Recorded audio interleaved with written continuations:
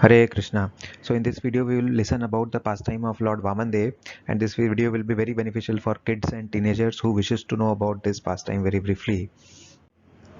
So this pastime starts with the inquiry of Parikshit Maharaj, who wanted to understand that why Lord himself begged from Bali Maharaj like a poor man, despite Lord being proprietor of everything, Sarvaloka Maheshwaram. Why did he beg like a poor man, and why, nonetheless, when his request was fulfilled, why did he arrest Bali Maharaj? And I am very anxious to know about this mystery. And in context to this query, Sukhdev Goswami, he told that in a fight between demons and demigods, Bali Maharaj was defeated and he died in the battle.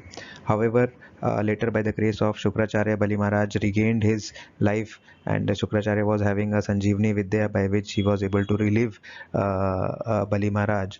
And thus, Bali Maharaj, as a gratitude, he engaged himself in the service of Shukracharya, his spiritual master, with all he had everything, and he started to serve him with great faith.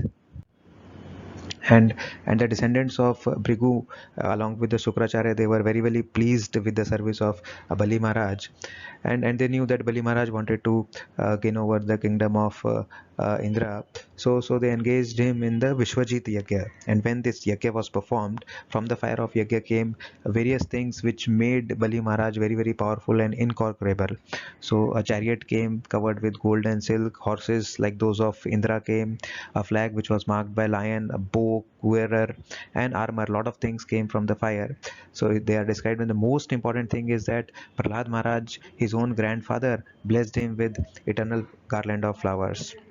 And finally, Shukracharya gave him a conch shell. So Bali Maharaj, after offering obeisances to Prahlad Maharaj and his spiritual master Shukracharya, equipped himself to fight with Indra and went to Indrapuri with all his soldiers.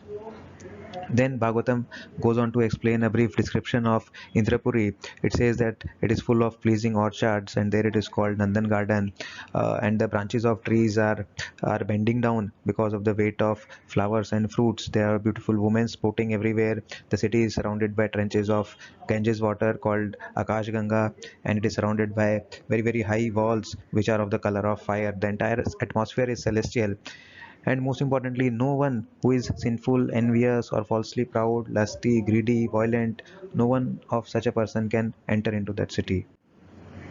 So when Bali Maharaj he assembled with all his soldiers and demons, they appeared as if they would swallow the entire sky and burn all the direction with their vision.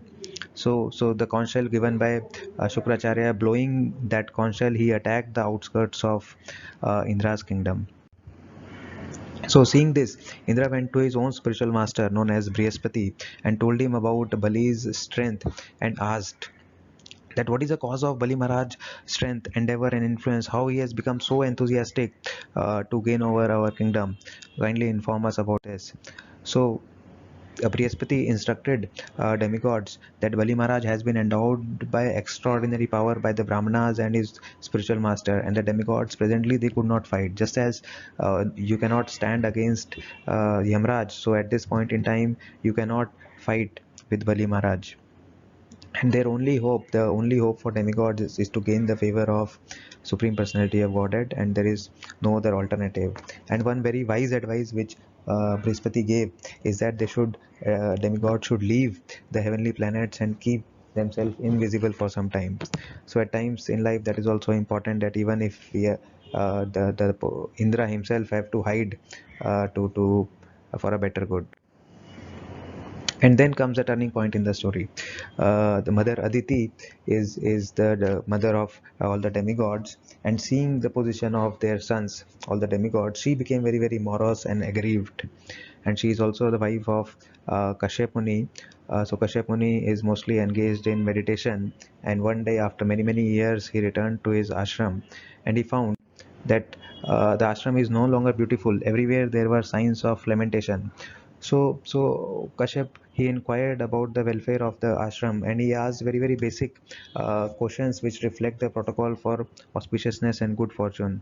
So he asked, "Have you ever failed to properly receive uninvited guests, or have you ever failed to not to offer oblation of ghee into the fire?" So Bhagavatam explains that even these simple activities they would bring in auspiciousness and good fortune.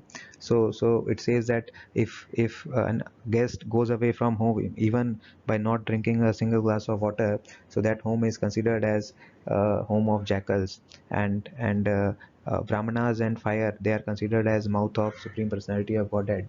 So offering oblations into the fire is very auspicious. And then Kashyap, he finally asked that, are your all sons doing well? So then Aditi told that everything is fine. It's just that she was lamenting for the absence of her sons, and all the opulence and beauty and fame, and even the residence of the demigods have been taken away by the demons. She wanted all good fortune for her sons, and she inquired that how our sons can return and reoccupy their position.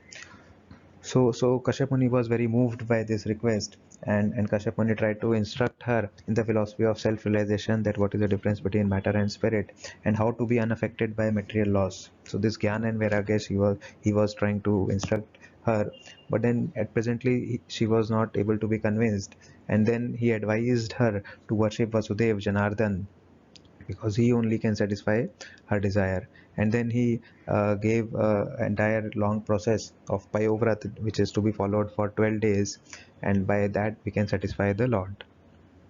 So when Aditi very diligently performed Payovat ceremony for 12 continuous days, the Lord appeared before her with four hands dressed in yellow garment. So Aditi's throat was very choked because of ecstatic feelings, and she offered following prayers. So she addressed the Lord first of all as master and enjoyer of all ceremonies, infallible and most famous person. And whenever the name of Lord is chanted, it spreads all good fortune. And the Lord has all pervading universal form. He is fully independent creator, maintainer, and destroyer.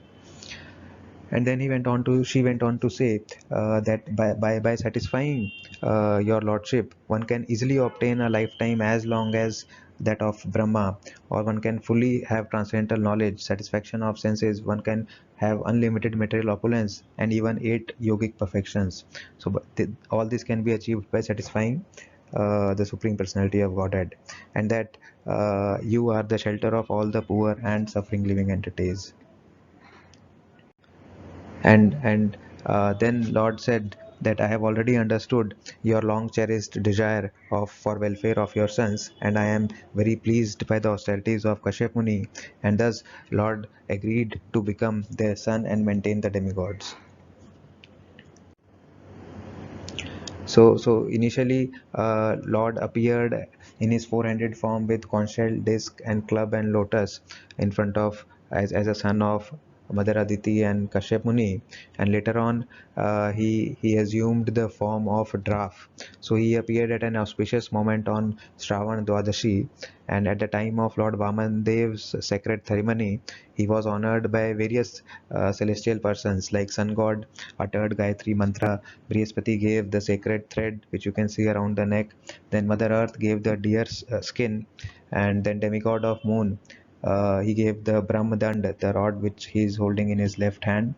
The deity of heavenly kingdom gave the umbrella which is visible.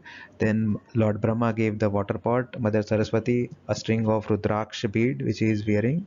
Kuvera gave the pot for begging alms, and Mother Bhagwati, which is who is wife of Mother Shiva, so she gave the first alms. So this is how the appearance of Lord Vamandev, and in the next video we will see that Vamandev going to the place of Bali Maharaj and begging from him. Thank you. Hare Krishna.